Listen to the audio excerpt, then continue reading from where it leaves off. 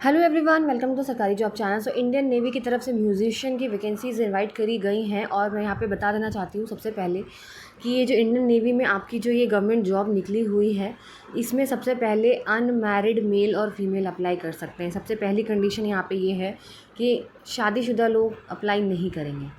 अगर आपने ऐसा किया ना, अगर आप बाद में पता चल गया तो डिसक्वालीफाई कर दिए जाएंगे।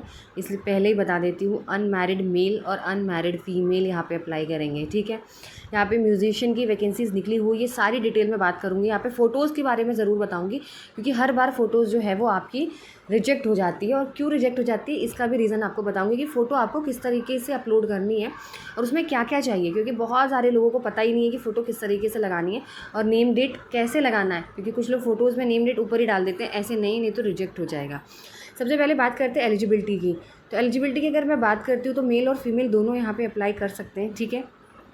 और यहाँ पे आपको सिर्फ चाहिए मैट्रिकुलेशन एग्ज़ामिनेशन, आपको सिर्फ 10th पास आउट चाहिए यहाँ पे, ठीक है।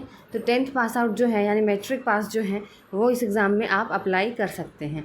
और अगर आपकी एज की बात करूँ तो आपकी जो एज है वो 1 नवंबर 2003, ध्यान से सुनिए, 1 नवंबर 2003 से 30 अप्रैल 2007 के बीच में होनी चाहिए। 1 तारीख से पहले भी नहीं होनी चाहिए। 1 नवंबर से लेके 2003 से लेकर 30 अप्रैल 2007 तक जो है, इसके बीच में आपकी जो बर्थ डेट है, बर्थ ईयर है, वो आना चाहिए। कैलकुलेट कर लीजिएगा, इसमें आपको पता चल जाएगा कि अपीयरिंग है कि पास्ट है। और पहली बात, एक चीज़ और क्वालिफाई कर दो, यहाँ पे अपीयरिंग नहीं चलेगा। ये हम 10th में अभी कर ही रहे हैं, नहीं, पास हो जाना चाहिए। 10th क्लियरली मेंशन्ड है, candidate must have past, appearing नहीं चलेगा, ठीक है, पास होना ज़रूरी है। अब बात करते हैं मैरिटल स्टेटस की, वो मैं आपको बता चुकी हूँ, ओनली अनमैरिड, ठीक है। क्योंकि आपके पास सर्टिफिकेट आपको देना पड़ेगा कि आप अनमैरिड हो, ये भी सुन लीजिए आप, ठीक है। और एक चीज़ और यहाँ पे बहुत इंपॉर्टेंट चीज़, कि जो आप लोग सेलेक्ट हो गए, आप लोगों को अलाउड नहीं है कि आप 4 साल तक शादी करें। तो सोच समझ के फॉर्म अप्लाई करेंगे, ठीक है।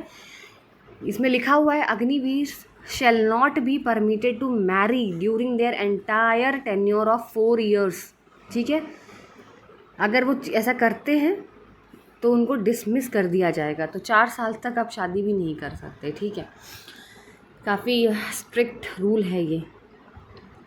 अब बात करते हैं म्यूज़िक सर्टिफिकेट की। जिन लोगों को बहुत डाउट है, आप सोचते हो कि म्यूज़िक सर्टिफिकेट बनवा लेते हैं कहीं जाके, बनवा तो आप लोगे, लेकिन वहाँ पे जब आपको बजाने के लिए बोला जाएगा तब क्या करोगे आप। तो इसीलिए आपको आनी चाहिए, आपको म्यूज़िक आना चाहिए। आप टेम्पो, पिच, मतलब ये सब चीज़ें जो जिनको म्यूज़िक आता है उन्हें पता होगा कि म्यूज़िक में क्या क्या चीज़ें चाहिए, उनको सब कुछ इंस्ट्रूमेंट आनी चाहिए उनको, ठीक है। और अगर मैं बात करूँ किस टाइप के इंस्ट्रूमेंट हैं, तो आपको एक से ज़्यादा इंस्ट्रूमेंट आने चाहिए, जैसे कीबोर्ड, स्ट्रिंग, ये कुछ ड्रम किट, ठीक है। तो मतलब मिनिमम 7 पीस का सेट आपको आना चाहिए। और मुझे ज़्यादा नॉलेज नहीं है म्यूज़िक के बारे में, और शायद आपको भी नहीं होगी। जिनको आता होगा उन्हें पता होगा कि जैसे बास drum, snare drum, side drum से किस तरीके के म्यूज़िक होते हैं, ये आपको आने चाहिए, ठीक है। अब बात करते हैं सर्टिफिकेट की। तो सर्टिफिकेट आपको कैंडिडेट्स परफॉर्मिंग हिंदुस्तानी और कार्नेटिक क्लासिकल म्यूज़िक और विंड इंस्ट्रूमेंट म्यूज़िक एक्सपीरियंस, आपको सर्टिफिकेट चाहिए। देखिए, इन चीज़ों में या तो हिंदुस्तानी या तो कर्नाटिक क्लासिकल म्यूज़िक में, या ठीक है, आपको सर्टिफिकेट चाहिए, वो भी अच्छे जाने माने रिकॉग्नाइज्ड इंस्टीट्यूशन से। फ्रॉड नहीं बनवाना है। दूसरा, अगर वो नहीं है तो आप कोई भी सर्टिफिकेट बनवा लीजिए, इसमें नाम दिए हुए हैं TCL, RSM, KM music, Bangalore school of music, यहाँ से आपको चाहिए, ठीक है। और यहाँ से उन लोगों को चाहिए जो कैंडिडेट्स परफॉर्म करते हैं वेस्टर्न म्यूज़िक, जो वेस्टर्न म्यूज़िक जिनको आता है ना, उनको इस यहाँ से सर्टिफिकेट चाहिए, ठीक है। ये भी नहीं है तो आप वो भी सर्टिफिकेट डाल सकते हो जिसमें आपने कभी सर्टिफिकेट पार्टिसिपेशन का सर्टिफिकेशन मिला हो, जैसे आपने किसी में पार्ट लिया हो, स्कूल में, कॉलेज में, या कहीं पार्टिसिपेशन आपने करा हो, कोई भी इवेंट में किया हो, ठीक है। तो वहाँ का भी पार्टिसिपेशन का सर्टिफिकेट आपको चल जाएगा, क्योंकि वहाँ पे मिलता है ना कि आपने पार्टिसिपेट किया है, तो वो भी चल जाएगा। ये सबसे ईजी लगता है मुझे, अगर आपने कहीं पार्टिसिपेट किया हो, स्कूल में, कॉलेज में, कई इवेंट्स में, ठीक है। अब बात करते हैं, अब ये जैसे कि आपको पता है कि बाकी सारी चीज़ें आप इसमें पढ़ सकते हो। लीव आपको किस हिसाब से देगी, पे अलाउंसेस क्या क्या है इसमें, ठीक है। आपकी किस तरीके से पैकेज मंथली बनेगी, सैलरी आप पॉज करके देख लीजिएगा यहाँ पे, क्योंकि नहीं तो बहुत लंबी वीडियो बन जाएगी। जो बेसिक जो मेन चीज़ है मैं वो आपको बता देती हूँ, ठीक है। ये कंपनसेशन वगैरह आप सब पढ़ लीजिएगा, और जो बेसिक चीज़ें जो इम्पॉर्टेंट है वो मैं सिर्फ आपको बताऊँगी, ठीक है। ये सब आप पॉज करके पढ़ लीजिएगा।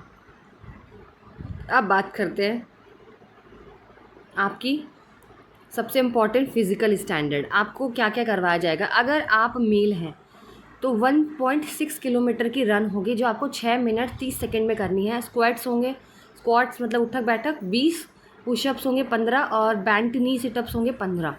फीमेल के लिए वही 1.6 किलोमीटर की रनिंग होगी 8 मिनट, ठीक है। स्क्वाट्स उनका 15 और पुशअप्स 10 और बेंट नी सिटअप्स होते हैं 10। और एक और बात है यहाँ पे कि आपको ये एडवाइजरी नोट भी लिखा हुआ है कि आप स्पोर्ट्स में अच्छे होने चाहिए, स्विमिंग वगैरह या एक्स्ट्रा करिकुलर एक्टिविटीज़ आपकी होनी चाहिए, ठीक है ना। आप स्पोर्ट्स में पार्टिसिपेट करना, स्विमिंग, ये सब आपको मतलब आनी चाहिए, ठीक है। अब बात करते हैं आपकी ठीक है, चलिए टैटू की बात कर लेती हूँ यहाँ पे। Permanent tattoos are not allowed, ठीक है। टेम्प्रेरी तो रिमूव हो जाएगा पर परमानेंट टैटू नहीं होना चाहिए। हाइट मेल और फीमेल दोनों की 157 सेंटीमीटर होनी चाहिए, ठीक है। और एक चीज़ और, candidates are advise to get their ear cleaned for wax, ठीक है। अपने कानों को अच्छी तरीके से साफ़ करके आप जाएंगे। और टाटर रिमूव्ड होना चाहिए फ्रॉम टीथ। जब आपका मेडिकल एग्जामिनेशन होगा ना, तो जो प्लाक जम जाता है, आपको येलो दांत में दिखता होगा, वो आप हटवा के जाएंगे। आपके पूरे कान साफ़ होने चाहिए, और आपका जो टीथ से टाटर है जिसे बोलते हैं, उसको आपको हटा के जाना है। ये बहुत इंपॉर्टेंट इन्फॉर्मेशन है जो मैं आपको बता रही हूँ, ठीक है। क्योंकि फालतू की चीज़ें नहीं बतानी है, वो आप पढ़ सकते हो, जो मेन बता रही हूँ। फिर आता है फ़ोटोग्राफ। अब मैं बात करती हूँ फ़ोटोग्राफ आपकी जून से पहले की नहीं होनी चाहिए, फर्स्ट कंडीशन।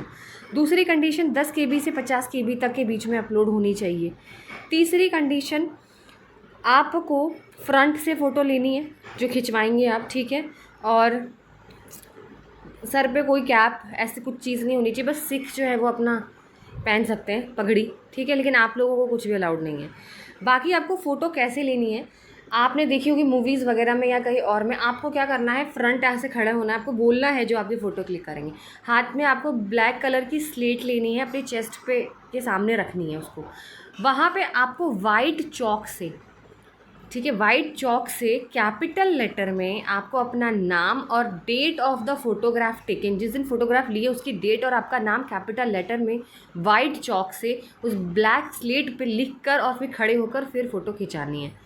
नहीं तो अगर आप ऐसा नहीं करते हैं, और अगर दाढ़ी वाड़ी ये सब भी नहीं रखनी है, फ़ोटो बढ़िया होनी चाहिए, ठीक है, आप कैंसिल हो जाएगा आपका। अब आप कहते हो मेरी फ़ोटोग्राफ क्यों कैंसिल होती है, वो इसी वजह से होती है। इसको किसी को नहीं पता कि वो ब्लैक स्लेट लेकर लेना है, उसमें वाइट चॉक से कैपिटल लेटर में अपना नाम, अपना डेट, जिस दिन फ़ोटोग्राफ ली है, इस तरीके से फ़ोटो खिंचवानी है, ठीक है।